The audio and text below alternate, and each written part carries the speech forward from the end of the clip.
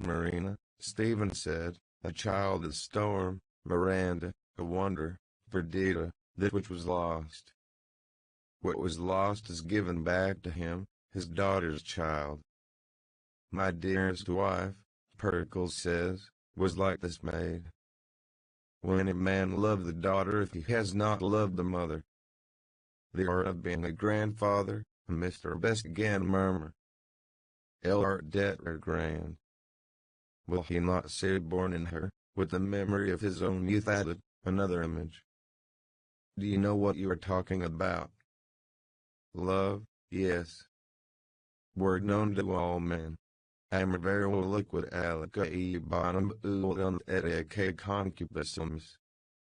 His own image to a man with the queer thing genius is the standard of all experience, material and moral. Such an appeal will touch him. The images of other males of his blood will repel him. He will see in them grotesque attempts of nature to foretell or to repeat himself. The benign forehead of the Quaker librarian enkindled Priscilla with hope. I hope Mr. Daedalus will work out his theory for the enlightenment of the public. And we ought to mention another Irish commentator, Mr. George Bernard Shaw. Nor should we forget Mr. Frank Harris. His articles on Shakespeare in the Saturday Review are surely brilliant.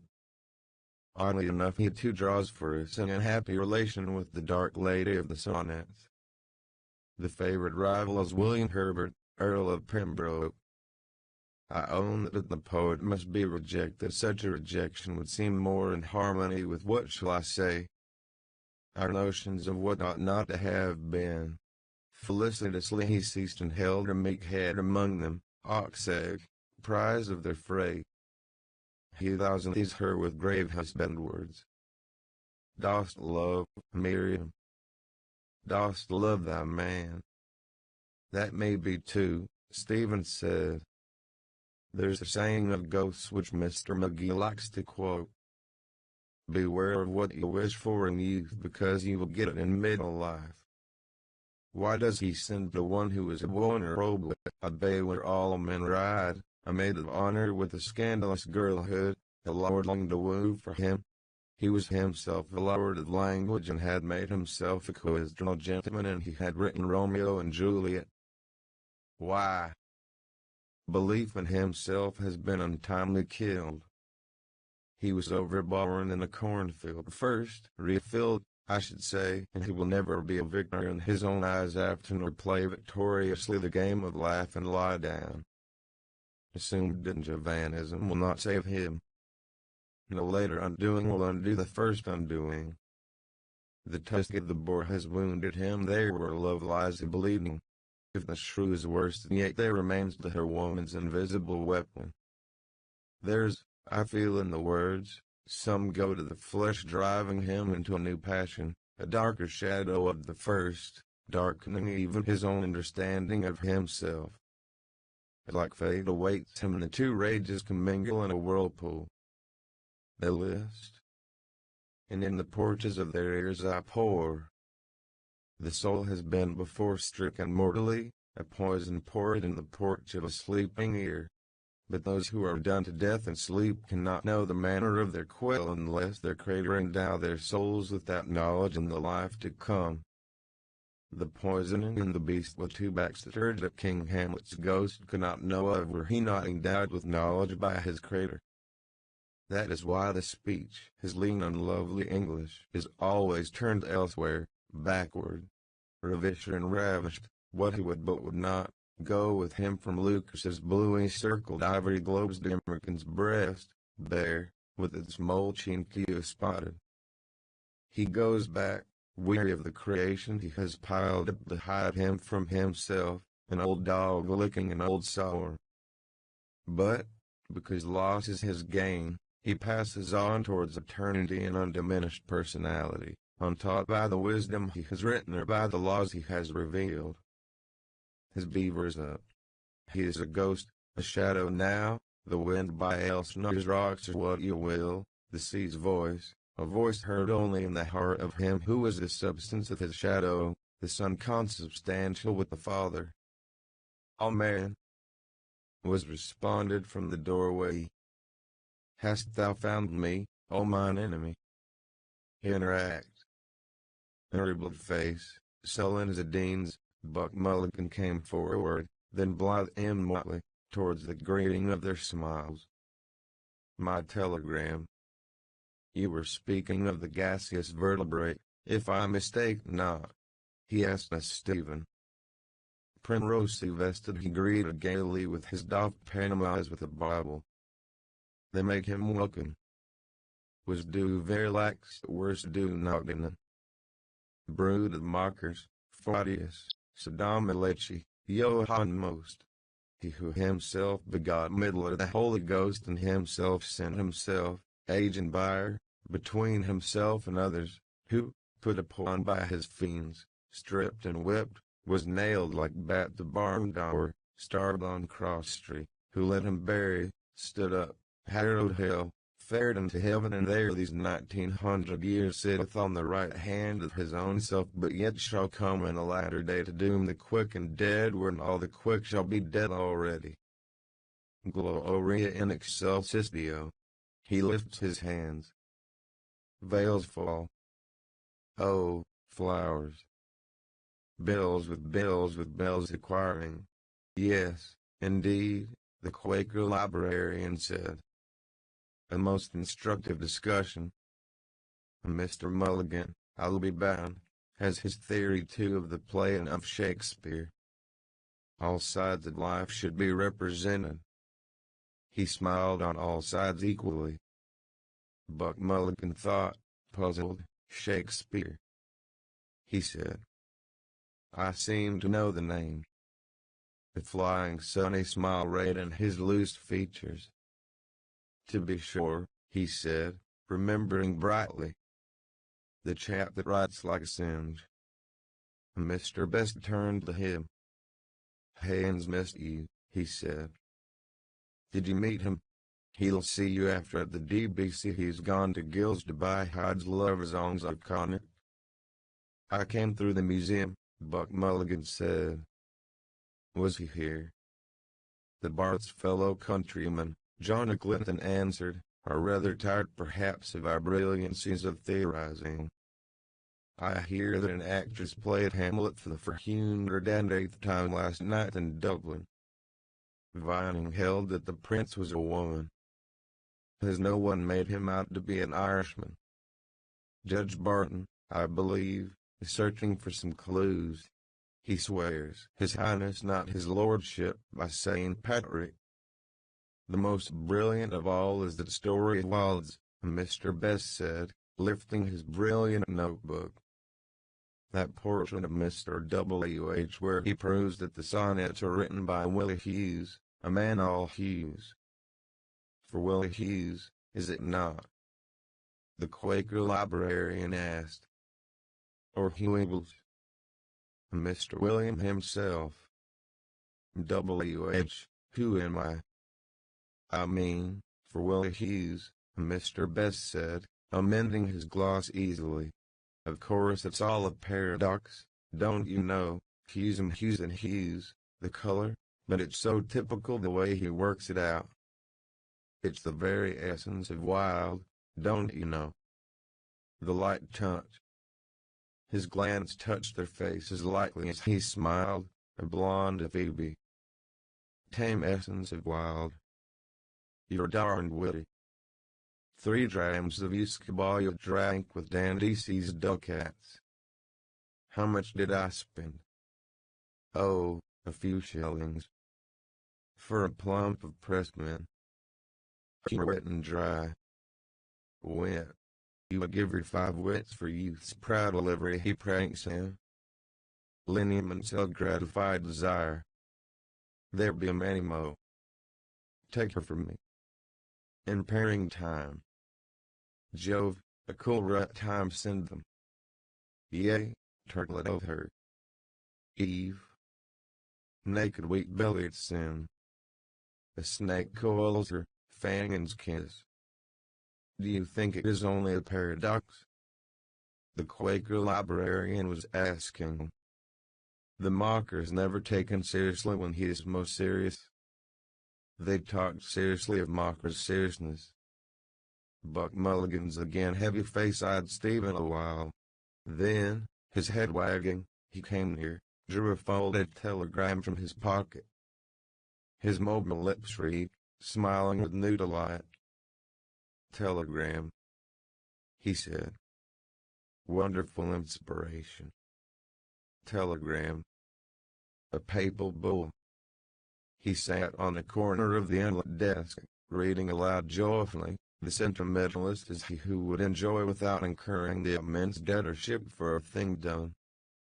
Signed, Daedalus. Where did you launch it from? The Kips?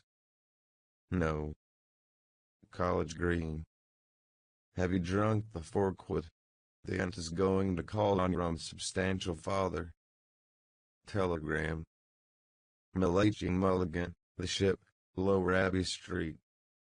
Oh, you peerless mummer. Oh, you priestified kinship. Joyfully he thrust message and envelope into a pocket but keen and a querulous brog. "It's what I'm telling you, Mr. Honey, it's queer and sick we were, Haynes and myself, the time himself brought it in. 'Twas murmur we did for a gallows potion would rouse a friar, I'm thinking, and he lit with looking. And we 1 hour and 2 hours and 3 hours in Connery's sitting civil waiting for pints of peace.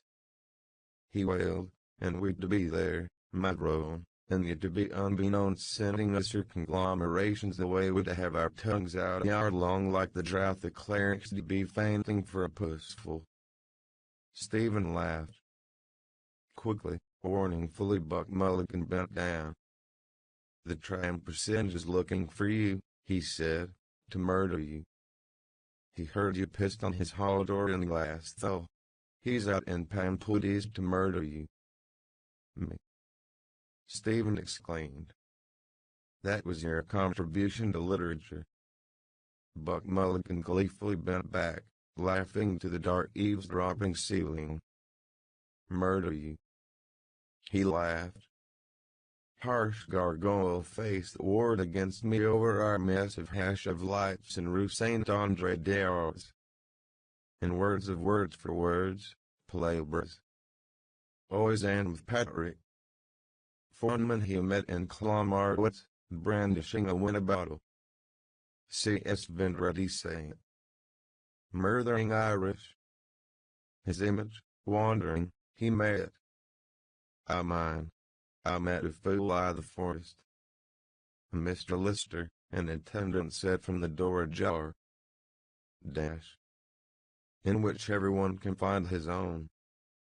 So Mr. Justice Madden in his diary of Master William Silence has found the hunting terms. Yes. What is it? There's a gentleman here, sir, the attendant said, coming forward and offering a card. From the Freeman. He wants to see the files of Thekilakini people for last year. Certainly, certainly, certainly. Is the gentleman? He took the eager card, glanced, not saw, laid down and glanced, looked, asked, creaked, asked, is he? Oh, there. Brisk and a golliard he was off, out. In the day-lit corridor he talked with voluble pains of zeal, and duty-bound, most fair, most kind, most honest Broadburn. This gentleman. Freeman's Journal. Kilkenny people. To be sure. Good day, sir. Kilkenny. We have certainly. A patient silhouette waited, listening. All the leading provincial. Northern League, Cork Examiner, and Isker the Guardian, 1903. Will you please, Evans, conduct this gentleman? If you just follow the Atten. Or, please allow me. This way. Please, sir. Voluble, dutiful, he led the way to all the provincial papers, a bowing dark figure following his hasty heels. The door closed. The sheeny, Buck Mulligan cried. He jumped up and snatched the card. What's his name? Icky Moses. Bloom. He rattled on. Jehovah, collector of pre-pieces, is no more. I found him over in the museum where I went to hail the fallen born Aphrodite. The Greek mouth has never been twisted in prayer. Every day we must do homage to her. Life of life, thou lips am candle. Suddenly he turned to Stephen. He knows you. He knows your old fellow. Oh, I fear me, he is Greeker than the Greeks. His pale Galilean eyes were upon her mesial groove. Venus Calyptic. Oh, the thunder of those loins. The god pursuing the maiden hid. We want to hear more, John Clinton decided with Mr. Best's approval. We began to be interested in Mrs. S. Till now we had thought of her, if at all, as a patient Griselda, a Penelope Statham. Antisthenes, pupil of Gorgias, Stephen said, took the palm of beauty from Caureo's Menelaus brood dam, Argive Helen, the woven mirror of Troy in whom a score of heroes slept, and handed it to poor Penelope. 20 years he lived in London and, during part of that time, he drew a salary equal to that of the Lord Chancellor of Ireland. His life was rich. His art, more than the art of feudalism as Walt Whitman called it, is the art of surfeit. Hot herring pies, green mugs of sack, honey sauces, sugar of roses, marchpane, gooseberry pigeons, Ringo candies. Sir Walter Raleigh, when they arrested him, had 500,000 francs on his back including a pair of fancy stays. The Colombian woman Eliza Tudor had owned linen enough to vie with her of Sheba. 20 years he dallied there between conjugal love and its chaste delights and escortatory love and its foul pleasures. You know Manningham's story of the burgher's wife who bade Dick Burbage to her bed after she had seen him in Richard III, and how Shakespeare, overhearing, without more ado about nothing, took the cow by the horns and, when Burbage came knocking at the gate, answered from the capon's blankets. William the Conqueror came before Richard III. And the Galachian, Mistress Fitton, Mountain Crow, and his dame to bird's knees, Lady Penelope Rich, a clean quality a woman is suited for a player, and the punks of the Bankside, a penny a time. Cowers Lorraine. En carvingt Suze. Nes ferons de petites cocones. Manette. Tuvu. The height of fine society. And Sir William Davenant of Oxford's mother with her cup of canary for any cause canary. Buck Mulligan, his pious eyes upturned, prayed, Blessed Margaret Mary Nycot, and Harry of Six Wives' daughter. And other lady friends from neighbor seats as Lon Tennyson, gentleman poet, sings.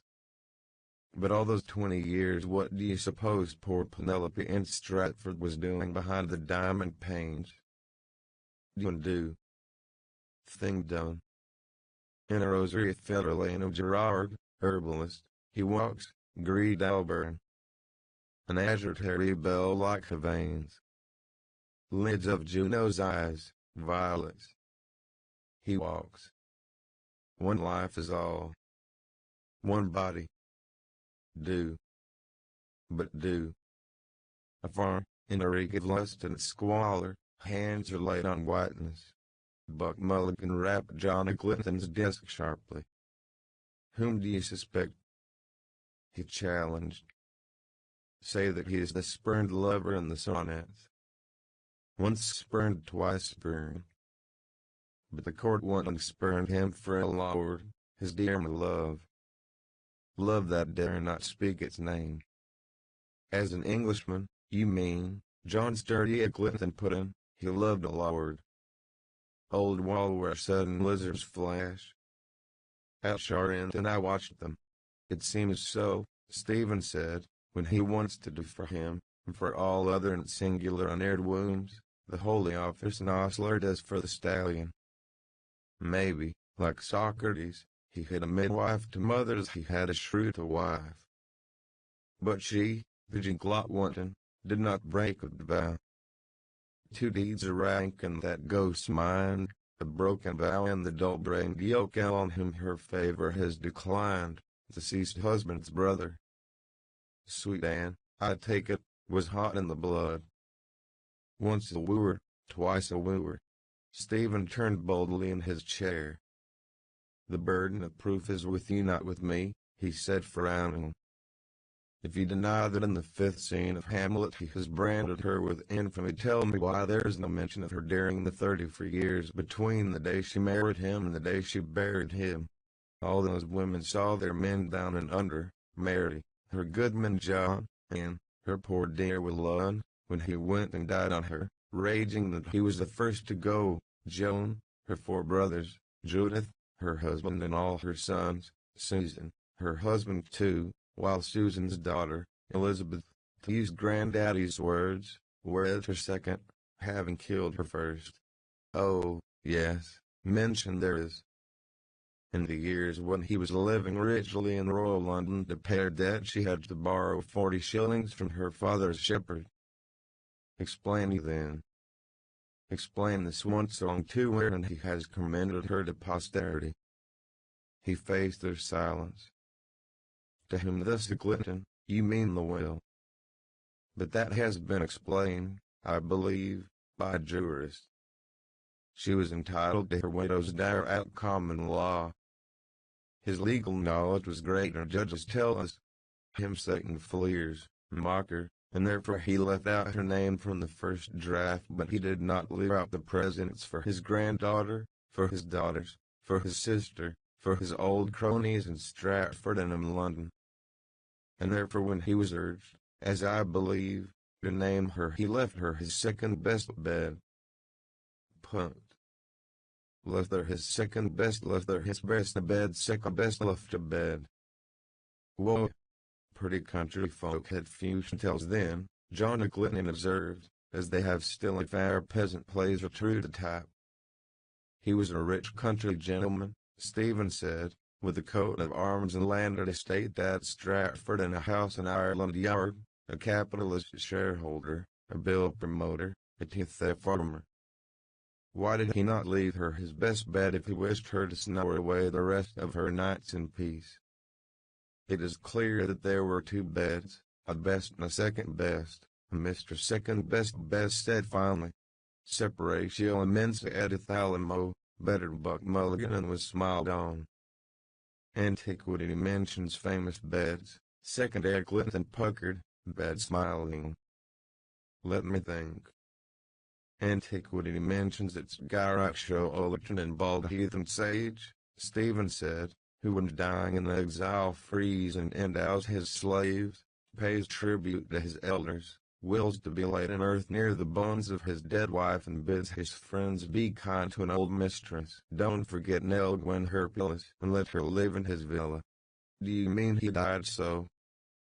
Mr. Best asked with slight concern.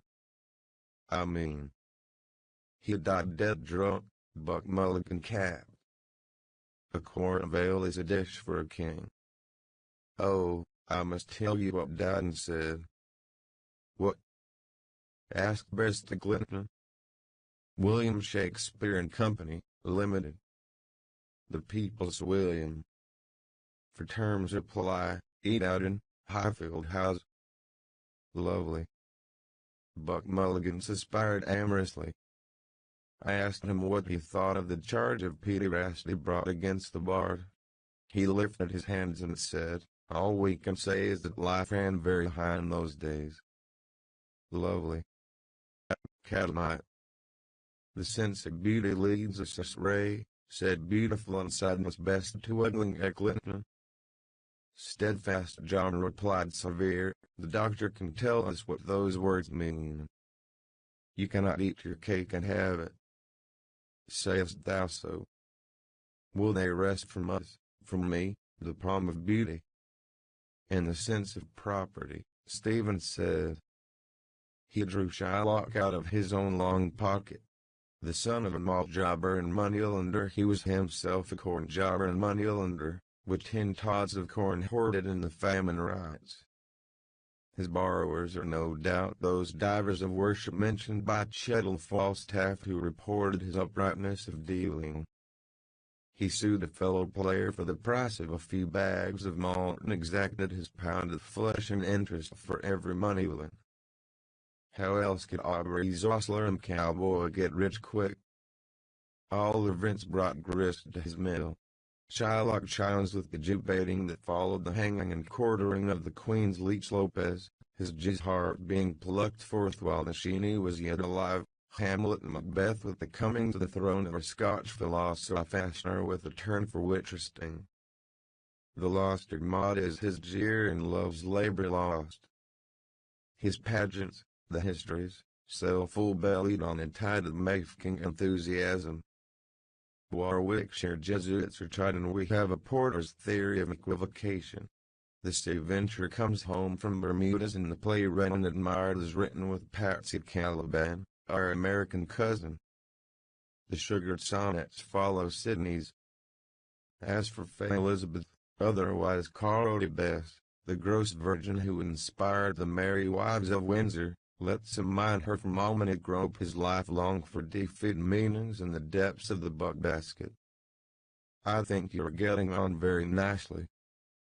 Just mix up a mixture of philological. Mingo, Minxie, Migton, Minger.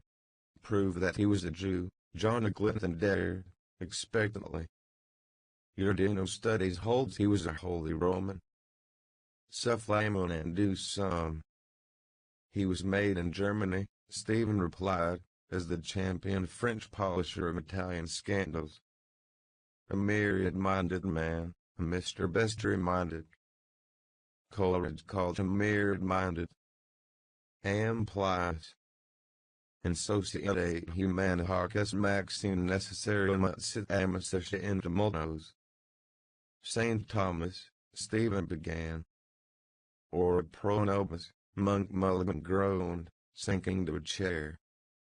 There he came to wail and run. Pogue Mahoney. Acushla Macri. It's destroyed we are from this day. It's destroyed we are surely. All smiled their smiles. St. Thomas, Stephen smiling said, whose garbellied works I enjoy reading in the original, writing of incest from a standpoint different from that of the new Viennese school Mr. McGee spoke of, likens it in his wise and curious way to an avarice of the emotions. He means that the love so given to one near and blood is covetously withheld from some stranger who, it may be, hungers for it. Jews, whom Christians tax with avarice, are of all races the most given to marriage. Accusations are made in anger. The Christian laws which built up the hordes of the Jews, for whom, as for the Lollards, storm was shelter, bound their affections too with hoops of steel. Whether these be sins or virtues old nobody will tell us at doomsday elite. But a man who holds so tightly to what he calls his rights over what he calls his debts will hold tightly also to what he calls his rights over her whom he calls his wife. No smile neighbor shall covet his ox or his wife or his manservant or his maidservant or his jackass. Or his genius, Buck Mulligan and Tiffin. Gentle Will is being roughly handled, gentle Mr. Best said gently. Which will? Gagged sweetly Buck Mulligan. We're getting mixed. The will to live, John Glinton philosophized, for poor Anne, Will's widow, is the will to die. Requiescat. Stephen prayed. What of all the will to do? It has vanished long ago. She lies laid out in stark stiffness in that second-best bed, the mobile queen, even though you proved that the bed in those days was as rare as a motor car is now and that its carvings were the wonder of 7 parishes. In old age she takes up with Gospellers. One stayed with her at a new place and drank a quart of sack the town council paid for, but in which bed he slept at skills not to ask, and heard she had a soul.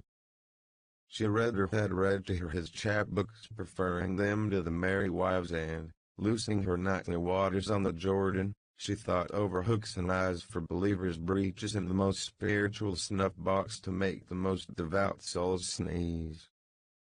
Venus has twisted her lips in prayer, agent with the vinwit, remorse of conscience. It is an age of exhausted whoredom groping for its God. History shows that to be true, in quid ecliptonos chronologos. The ages succeed one another.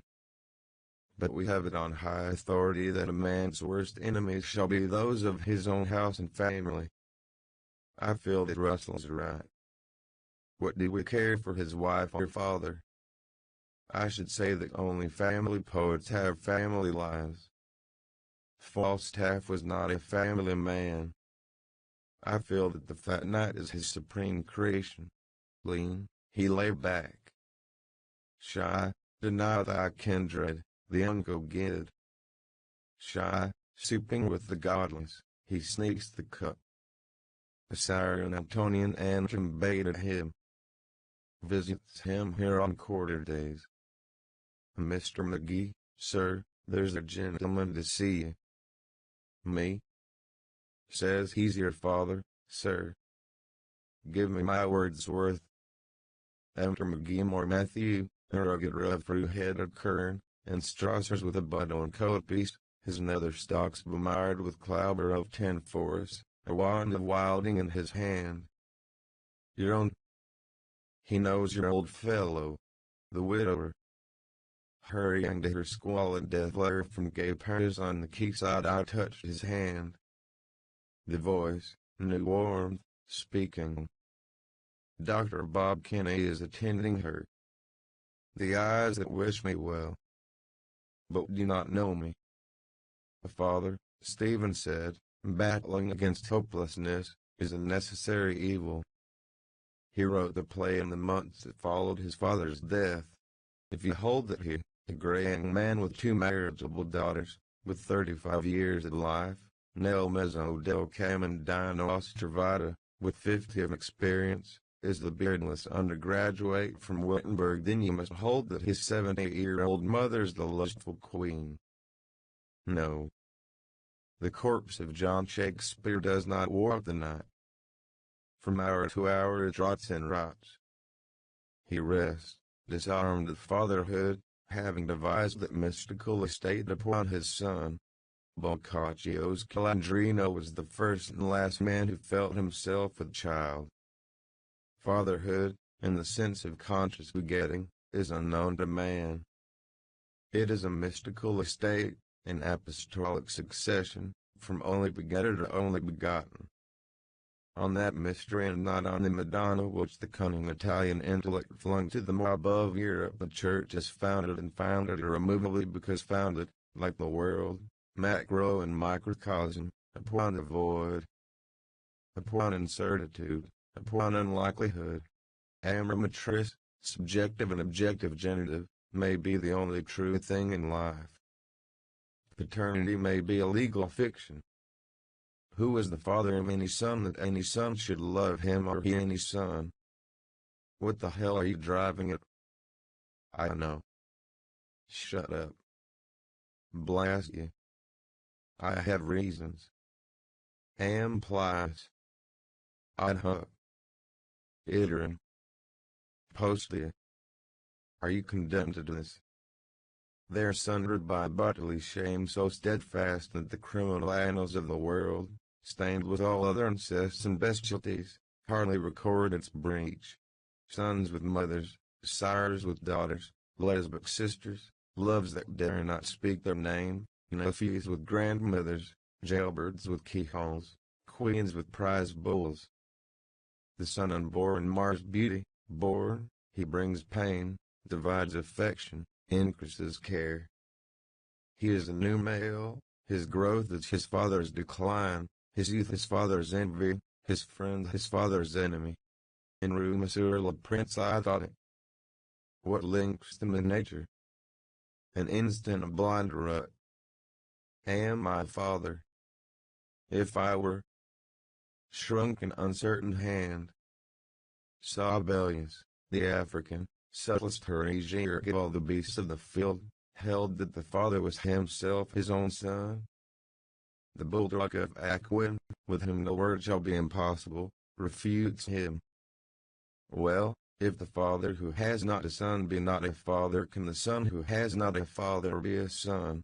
When Orlando Bacon, Southampton, Shakespeare, or another poet of the same name in the Comedy of Errors wrote Hamlet, he was not the father of his own son merely, but, being no more a son, he was and felt himself the father of all his race, the father of his own grandfather, the father of his unborn grandson who, by the same token, never was born, for nature, as Mr. McGee understands her, abhors perfection.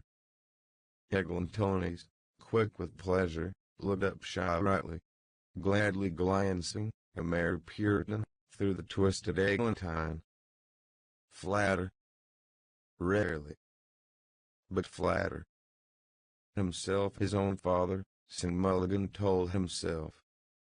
Wait. I am big with child. I have an unborn child in my brain. Pallas Athena. A play. The play's the thing. Let me perturate. He clasped his paunched brow with both birth-aiding hands. As for his family, Stephen said, his mother's name lives in the forest of Arden. Her death brought from him the scene with Volumnia and Coriolanus. His boy's death is the death scene of young Arthur and King John. Hamlet, the Black Prince, is Hamnet Shakespeare. Who the girls in Tempest, and Pericles, and Winter's Tale are we know. Who Cleopatra, flesh-pot of Egypt, and Cressid and Venus are we may guess. But there is another member of his family who is recorded. The plot thickens, John of Clinton said. The Quaker librarian, quaking, tiptoed in, quake, his mask, quake, with haste, quake, quack. Door closed. Cell. Day. The list. 3. They. He they. Come, Mares. Stephen, he had 3 brothers, Gilbert, Edmund, Richard. Gilbert in his old age told some cavaliers he got a pass for note from Meister Gatherer one time as he did, and he seen his brood Meister Wool the playwright up in Lunin in the wrestling play What a Man On's Back. The playhouse sausage filled Gilbert's soul. He is nowhere, but an Edmund and a Richard are recorded in the works of Sweet William. McGee and John, names. Wilson a name. Best, that is my name, Richard, don't you know? I hope you are going to say a good word for Richard, don't you know, for my sake. Laughter, Buck Mulligan, piano, diminuendo, then outspoke medical dig to his comrade Medical Davy. Stephen, and his trinity of black wills, the villain shake bags, Iago, Richard Crookback, Edmund and King Lear, 2 bear the wicked uncle's names. Nay, that last play was written or being written while his brother Edmund lay dying in Southwark. Best, I hope Edmund is going to catch it. I don't want Richard, my name. Laughter, Quaker Lister, a tempo, but he that filches from me my good name. Stephen, stringendo, he has hidden his own name, a fair name, William, in the plays. A super here, a clown there, as a painter of old Italy set his face in a dark corner of his canvas. He has revealed it in the sonnets where there's will and overplus. Like John O'Gaunt his name is dear to him, as dear as the coat and crest he toted for, on a bench sable a spear or stilled argent, honorificability denotatis, dearer than his glorious greatest shake scene in the country. What's in a name? That is what we ask ourselves in childhood when we write the name that we are told is ours. A star, a day star, a Frederick, rose at his birth. It shone by day in the heavens alone, brighter than Venus in the night, and by night it shone over Delta and Cassiopeia, the recumbent constellation which is the signature of his initial among the stars. His eyes watched it, low-lying on the horizon, eastward of the Bear, as he walked by the slumberous summer fields at midnight, returning from shelter and from her arms. Both satisfied. I too. Don't tell them he was 9 years old when it was quenched. And from her arms. Wait to be wooed and won. Ah, Miko. Who will woo you? Read the skies. Automanos. Stefanomanos. Where's your configuration? Stephen, cut the bread even. SD, Suadona. Dalui. Galindo Risov dying on the Mar SD. What is that, Mr. Daedalus? The Quaker librarian asked. Was it a celestial phenomenon? A star by night, Stephen said. A pillar of the cloud by day. What more is to speak? Stephen looked on his hat, his stick, his boots. Stephanos, my crown. My sword. His boots are spoiling the shape of my feet. By a pair. Holes in my socks. Handkerchief too. You make good use of the name, John Clinton aloud. Your own name is strange enough. I suppose it explains your fantastical humor. Me, McGee and Mulligan. Fabulous artificer. The hawk-like man. You flew. Where to? New Haven Deep, steerage passenger. Paris and back. Lapewing. Icarus. Pater, A. Sabatable, fallen, weltering. Lapewing you are. Lapewing B. Mr. Best Eager quietly lifted his book to say, that's very interesting because at Brother Motive, don't you know, we find also in the old Irish myth. Just what you say. The three brothers Shakespeare. And Grimm too, don't you know, the fairy tales. The third brother that always marries the sleeping beauty and wins the best prize. Best of best brothers. Good, better, best. The Quaker librarian spring halted near. I should like to know, he said, which brother you. I understand you to suggest there was misconduct with one of the brothers. But perhaps I am anticipating. He caught himself in the act, looked at all, refrained. An attendant from the doorway called, Mr. Lister. Father Deneen wants. Oh, Father Deneen. Directly. Swiftly, erectly, creaking, rectly, he was rectly gone. John Clinton touched the foil. Come, he said. Let us hear what you have to say of Richard and Edmund. You kept them for the last, didn't you? And asking you to remember those two noble kinsmen, Uncle Richie and Uncle Edmund, Stephen answered, I feel I am asking too much perhaps. A brother is as easily forgotten as an umbrella. Lapewing. Where's your brother? Apothecary's Hall. My whetstone. Him, then Cranley, Mulligan, now these. Speech. But act, speech. They mark to try you. Act. Be acted on. Lapewing. I am tired of my voice, the voice of Esau. My kingdom for drink. You will say those names were already in the chronicles from which he took the stuff of his plays. Why did he take them rather than others?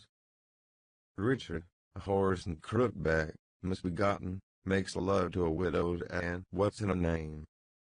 Woos and wins her, a horse and marry a widow.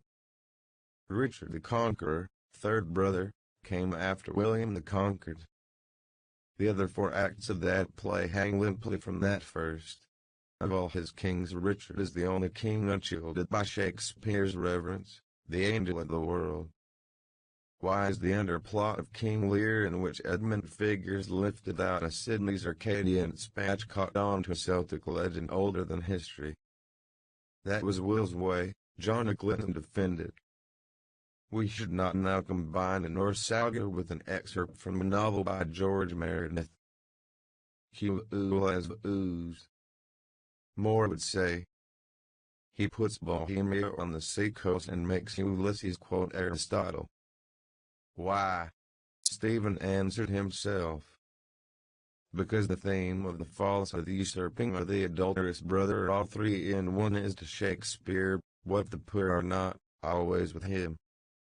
The note of banishment, banishment from the heart, banishment from home, sounds uninterruptedly from the two gentlemen of Verona onward till Prospero breaks his staff, buries it certain fathoms in the earth and drowns his book. It doubles itself in the middle of his life, reflects itself in another, repeats itself, protasis, hypotasis, catastasis, catastrophe. It repeats itself again when he is near the grave, when his married daughter Susan, chip of the old block, is accused of adultery. But it was the original sin that darkened his understanding, weakened his will, and left in him a strong inclination to evil. The words are those of my lords bishops at Maynooth. An original sin, and, like original sin, committed by another in whose sin he too has sinned. It is between the lines of his last written words, it is petrified on his tombstone, under which her four bones are not to be laid. Age has not withered it. Beauty and peace have not done it away. It is an infinite variety everywhere in the world he has created, and much ado about nothing, twice and as he like it, in The Tempest, in Hamlet, and Measure for Measure, and in all the other plays which I have not read. He laughed to free his mind from his mind's bondage. Judge Clinton summed up. The truth is midway, he affirmed. He is the ghost and the prince. He is all in all. He is, Stephen said. The boy of Act 1 is the mature man of Act 5. All in all. In Cymbeline and Othello he is bod and cuckold. He acts and is acted on. Lover of an ideal or a perversion, like Jose he kills the real Carmen. His unremitting intellect is the horn made Iago ceaselessly willing that the more in him shall suffer. Cuckoo, cuckoo. Mulligan cluck lutely. O word of fear. Dark dome received, reverb. And what a character is Iago! Undaunted John Clinton exclaimed. When all is said, de ma fails, or is it de ma pere? Is right. After God, Shakespeare has created most. Man delights him not, nor woman neither, Stephen said. He returns after life of absence to that spot of earth where he was born, where he has always been, man and boy, a silent witness, and there, his journey of life ended, he plants his mulberry tree in the earth, and dies. The motion is ended. Crevators bury Hamlet pair, and Hamlet fills. A king and a prince at last, and death, with incidental music, and, what though murdered and betrayed, be wept by all frail tender hearts, for, Dane or Dubliner, sorrow for the dead is the only husband from whom they refuse to be divorced. If you like the epilogue, look long on it. Prosperous Prospero, the good man rewarded, Lizzie, grandpa's lump of love, and Uncle Richie, the bad man taken off by poetic justice to the place where the bad niggers go. Strong curtain. He found in the world without us actual what was in his world with us possible. Maeterlinck says, if Socrates leave his house today he will find the sage seated on his doorstep. If Judas go forth tonight it is the Judas his steps will tend. Every life is many days, day after day. We walk through ourselves, meeting robbers, ghosts, giants, old men, young men, wives, widows, brothers in love, but always meeting ourselves.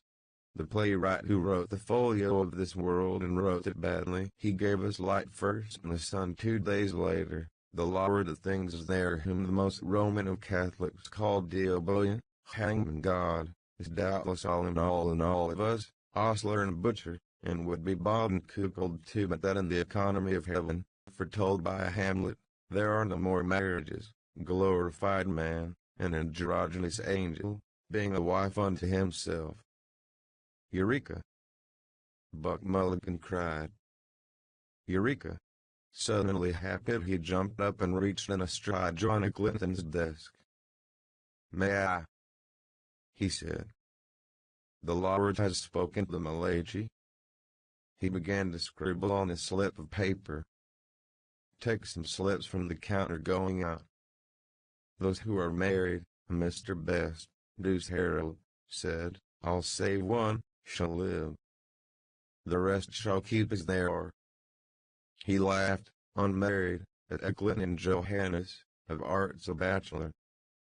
Unwed, unfianced, whereof whiles, the finger ponder nightly each his very own edition of the timing of the shrew. "You are a delusion," said roundly John Clinton to Stephen. "You have brought us all this way to show us a French triangle. Do you believe your own theory?" "No," Stephen said promptly. "Are you going to write it?" Mr. Best asked. "You ought to make it a dialogue, don't you know, like the Platonic dialogues Wilde wrote." John Clecticon doubly smiled. "Well, in that case," he said, "I don't see why you should expect payment for it since you don't believe it yourself. Dryden believes there is some mystery in Hamlet, but will say no more. Terribly untrue. The man Piper met in Berlin, who is working up that Rutland theory, believes that the secret is hidden in the Stratford Monument. He is going to visit the present Duke, Piper says, and prove to him that his ancestor wrote the plays. It will come as a surprise to his grace. But he believes his theory. I believe, O Lord, help my unbelief.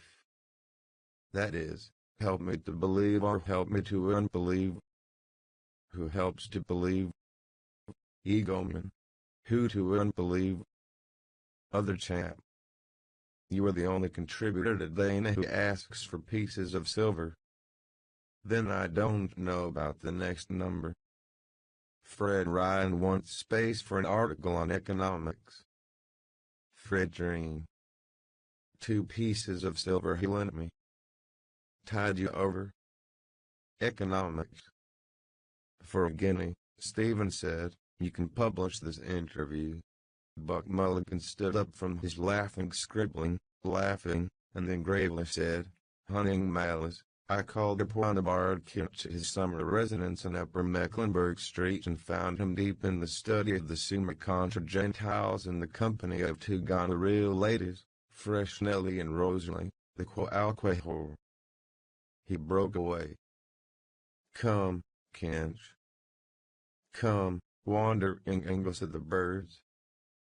Come, Kinch. You have eaten all we left. Eh? I will serve you your orts and offals. Stephen rose.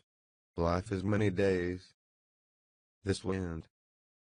We shall see you tonight, John Clinton said. No, Moore says Malachi Mulligan must be there. Buck Mulligan flaunted his slip in Panama. Monsieur Moore, he said, lecturer on French letters to the youth of Ireland. I'll be there. Come, Kinch, the bards must drink. Can you walk straight? Laughing, he. Swill till 11. Irish nights entertainment. Lubber. Stephen followed the lubber. One day in the National Library we had a discussion. Shakes. Ever. His lube back, I followed. I got his camp. Stephen, greeting, then all I'm out, followed the lubber jester, a welcome head, new barbed, out of the vaulted cell into a shattering daylight of no thought. What have I learned from them? From me? Walk like Haynes now. The constant reader's room. In the reader's book Cashel Boyle O'Connor Fitzmaurice Tisnell Farrell paragraphs his polysyllables. Item, was Hamlet mad? The Quakers paid God Lily with the prize teen and book talk. Oh please do, sir. I shall be most pleased. Amused Buck Mulligan mused in pleasant murmur with himself, self-nodding, a pleased bottom. The turnstile. Is that blue ribboned hat? Idly riding. What? Looked. The curving balustrade, smooth sliding minches. Puck Mulligan, Panama helmeted, went step by step, ambling, trolling, John a Clinton, my Joe, John, why won't you wed a wife? He spluttered to the air, oh, the chinless Chinaman. Chin-chon for example and chun. We went over to the play box, Haynes and I, the plumber's hall. Our players are creating a new art for year like the Greeks or Metterling. Abbey Theater. I smell the pubic sweat of monks. He spent blank. Forgot, any more than he forgot the whipping lousy Lucy gave him. And left the femme de Trentians. And why no other children born? And his first child a girl. After what? Go back. The dour recluse still there, he has his cake, and the deuce a youngling, many of pleasure, Fido's told of fair hair. Eh? I just wanted. I forgot. He. Longworth and M. Curdy Atkinson were there. Puck Mulligan footed faintly, trilling, I hardly hear the pearly cry or a Tommy talk as I pass one by before my thoughts begin to run on F.M. Curdy Atkinson, the same that had the wooden leg and that filibustering filibig that never dared to slake his drouth, McGee that had the chinless mouth. Being afraid to marry on earth they masturbated for all they were worth. Just on. Know thyself.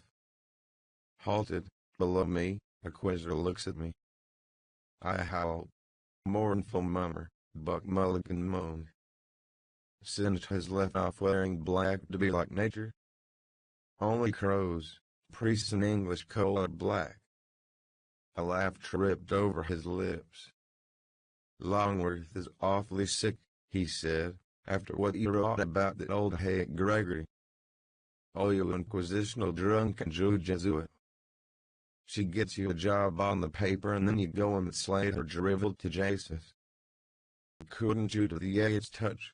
He went on and down, mopping, chanting with waving graceful arms, the most beautiful book that has come out of our country in my time.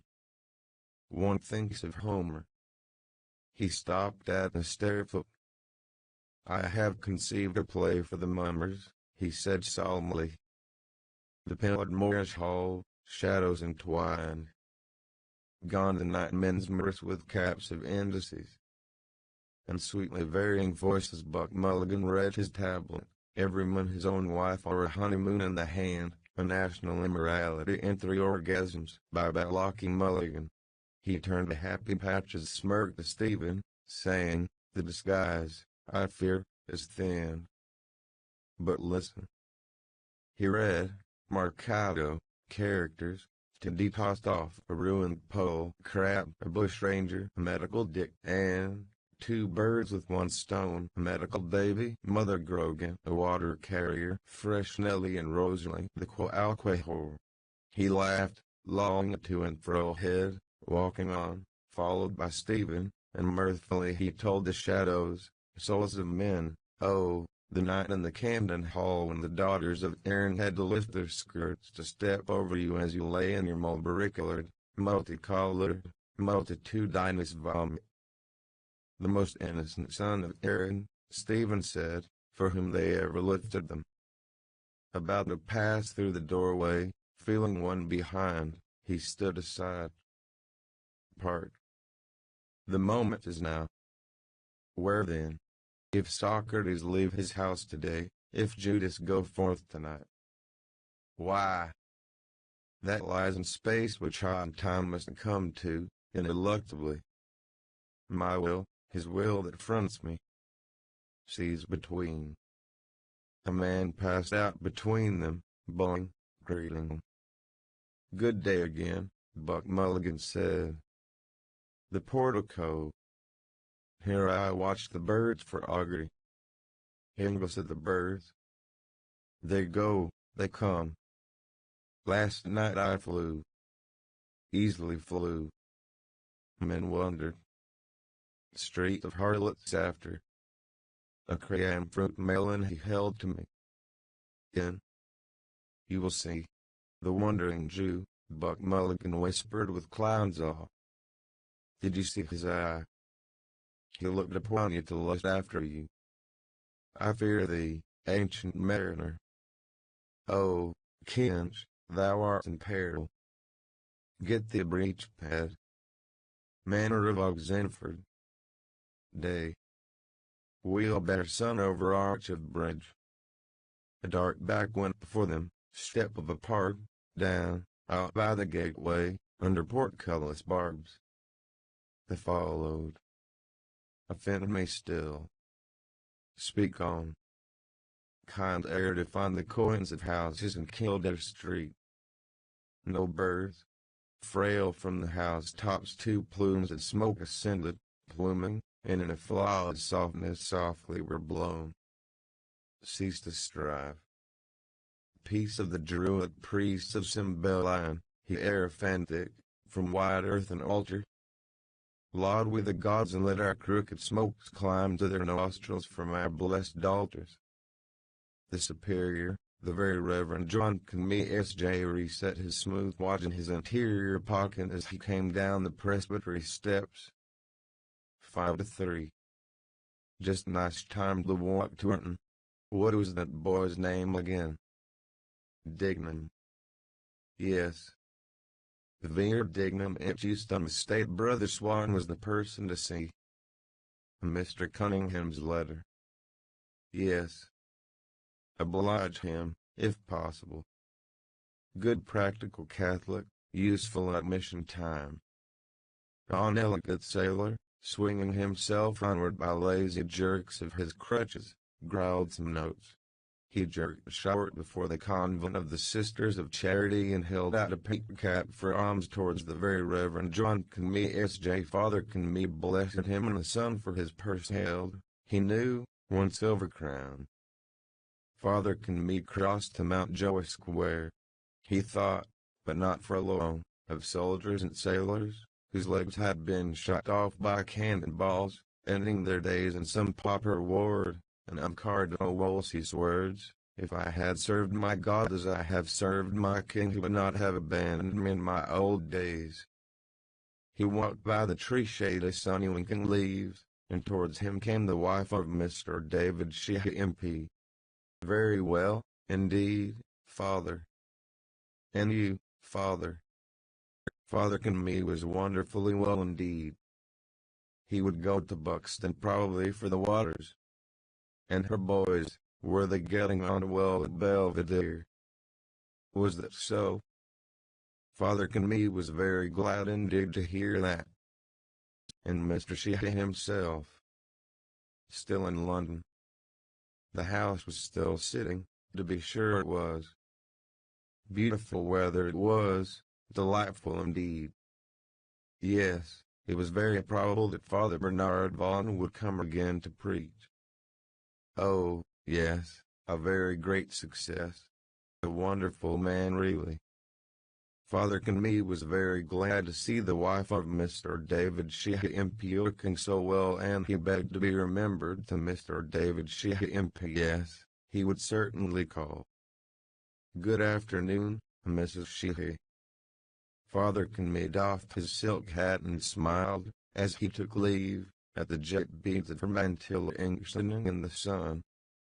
And smiled yet again, and going. He had cleaned his teeth, he knew, with areca and paste. Father Conmee walked in, walking, smiled, for he thought on Father Bernard Vaughan's droll eyes and cockney voice. Play. Why don't you hold back that Allen mob? A zealous man, however.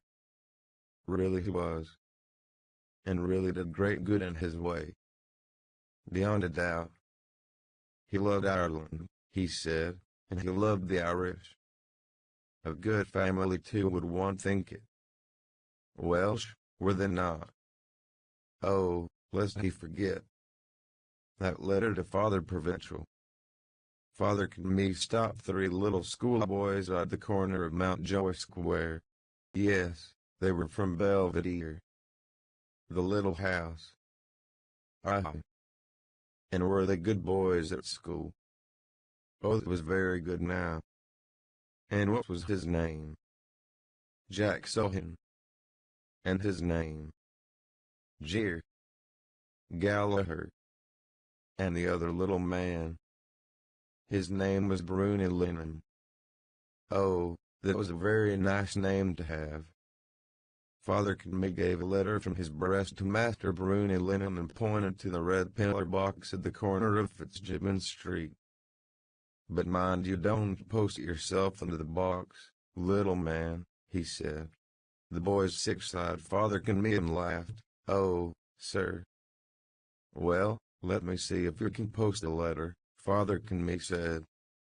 Master Bruni Lennon ran across the road and put Father Conmee's letter to Father Provincial into the mouth of the bright red letter box.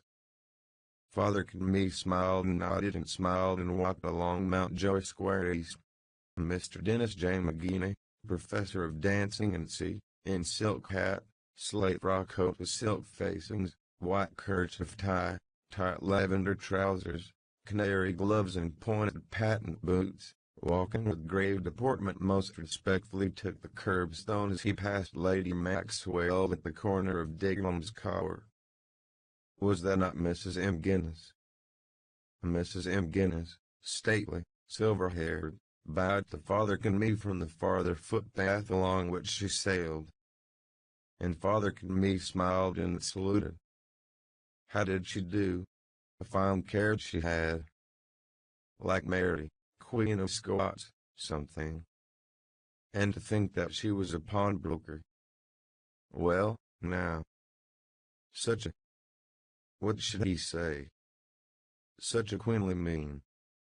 Father Conmee walked down Great Charles Street and glanced at the shoot-up Free Church on his left. The Reverend T.R. Greenby will divide, speak. The incumbent, they called him. He felt it incumbent on him to say a few words. But one should be charitable. Invincible ignorance. They acted according to their lights. Father Conmee turned the corner and walked along the North Circular Road. It was a wonder that there was not a tram line in such an important thoroughfare. Surely, there ought to be. The band of satchelled schoolboys crossed from Richmond Street. All raised untidy caps. Father Conmee greeted them more than once benignly. Christian brother boys. Father Conmee smelt incense on his right hand as he walked. St. Joseph's Church, Portland Row. For aged and virtuous females. Father Conmee raised his hat to the Blessed Sacrament. Virtuous, but occasionally they were also bad-tempered. Near Aldborough House Father Conmee thought of that spendthrift nobleman. And now it was an office or something. Father Conmee began to walk along the North Strand Road and was saluted by Mr. William Gallagher, who stood in the doorway of his shop. Father Conmee saluted Mr. William Gallagher and perceived in the outdoors that came from bacon flitches and ample cools of butter. He passed Grogan's, the tobacconist against which newsboards leaned and told of a dreadful catastrophe in New York. In America those things were continually happening. Unfortunate people to die like that, unprepared. Still, an act of perfect contrition. Father Conmee went by Daniel Bergen's public house, against the window of which 2 laboring men lounged. They saluted him and were saluted. Father Kenme passed H.J. O'Neill's funeral establishment where Corny Kelleher totted figures in the daybook while he chewed a blade of hay. A constable on his beat saluted Father Kenme and Father Kenme saluted the constable.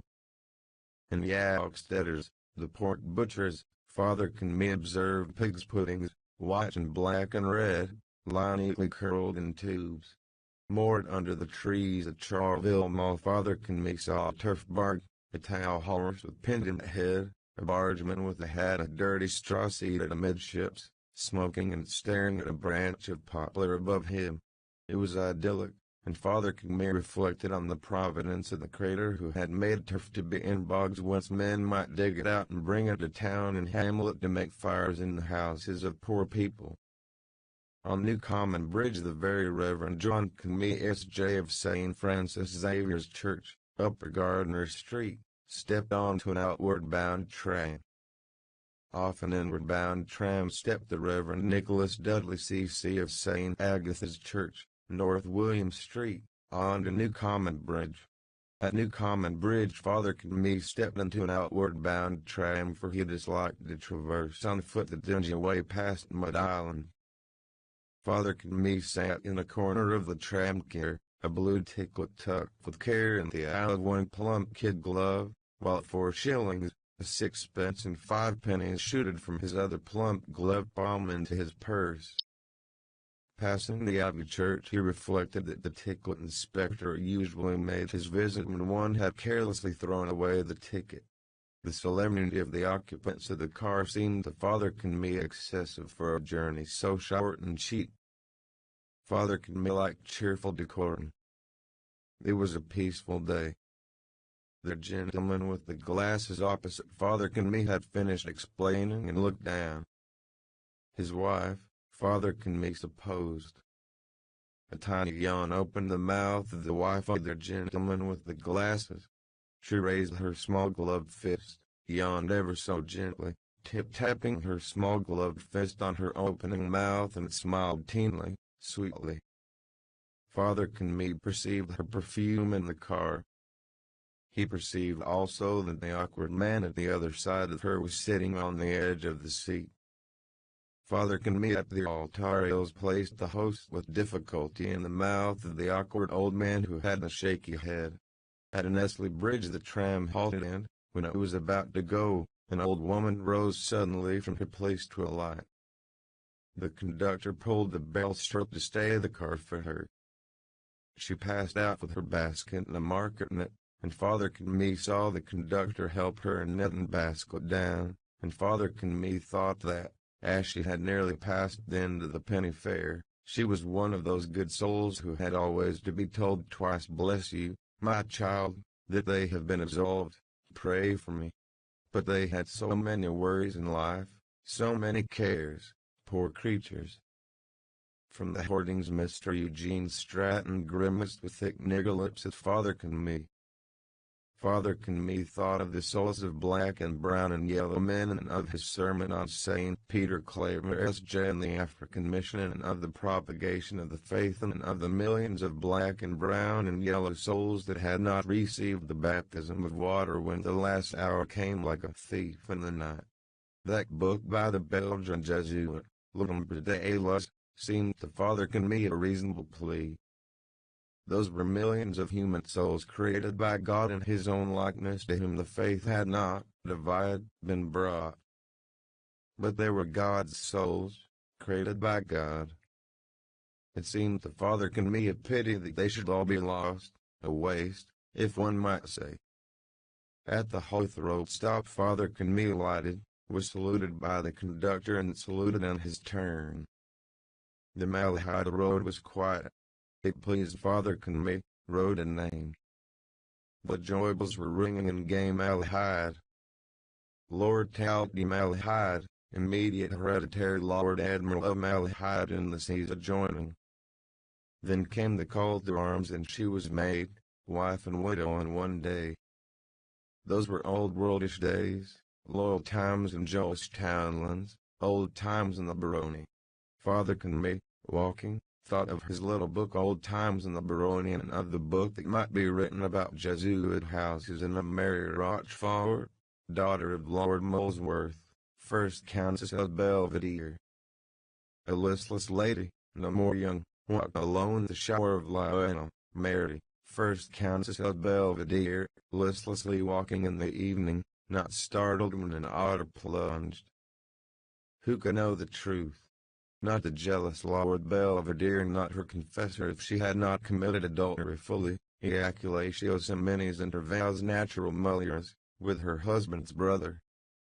She would have confessed if she had not all sinned as women did. Only God knew, and she and he, her husband's brother. Father Conmee thought of that tyrannous incontinence, needed however for man's race on earth, and of the ways of God which were not our ways. Don John Conmee walked and moved in times of yore. He was humane and honored there. He bore in mind secrets confessed, and he smiled at smiling noble faces in a beeswax drawn room, sealed with full fruit clusters. In the hands of a bride and of a bridegroom, noble to noble, were impalmed by Don John Conmee. It was a charming day. The light gate of a field showed Father Conmee breadths of cabbages, curtsying to him with ample under leaves. The sky showed him a flock of small white clouds going slowly down the wind. "My Tunner," the French said, "for just an homely word." Father Conmee, reading his office, watched a flock of mudon and clouds over Rath coffee. His thin-socked ankles were tickled by the stubble of Clogos field. He walked there, reading in the evening, and heard the cries of the boys' lines at their play, young cries in the quiet evening. He was the rector, his reign was mild. Father Conmee drew off his gloves and took his reader's breviary out. An ivory bookmark told him the page. He should have read it before lunch. But Lady Maxwell had come. Father Conmee read in secret Pateran Avenue and crossed his breast. Des in a dudarium. He walked calmly and read Mulinans, walking and reading till he came to rest in Beat Immaculati, Principium Verbatim Torum Veritas, and Aeternum Omnia Indicia Justitiatue. A flushed young man came from a gap of a hedge, and after him came a young woman with wild nodding daisies in her hand. The young man raised his cap abruptly, the young woman abruptly bent and with slow care detached from her light skirt a clinging twig. Father Conmee blessed both gravely and turned a thin page of his breviary.